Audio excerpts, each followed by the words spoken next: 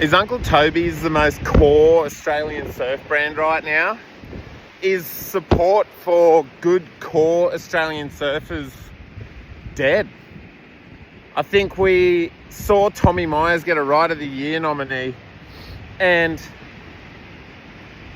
no support after that. He only had to do it a second time on a 25-foot top to bottom barreling wave before people started to actually recognise how good he really is.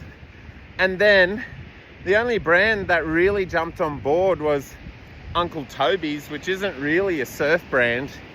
And then you've got Florence Marine jumping on board and a few local businesses. I think we lived through peak Australian support through the late 2000s and the 2010s before it just seems like all the brands just completely sold out. And it's a little bit sad when you think about it, when all that's really getting supported these days is chiseled jawlines and people who can do mega airs.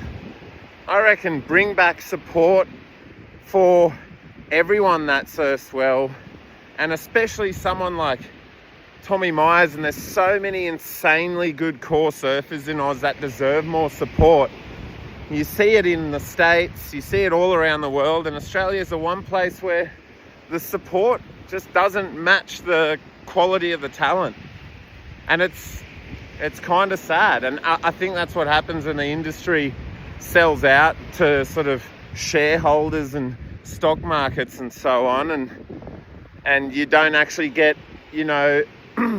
core surfers running the show and looking after people that they actually can identify as quality surfers.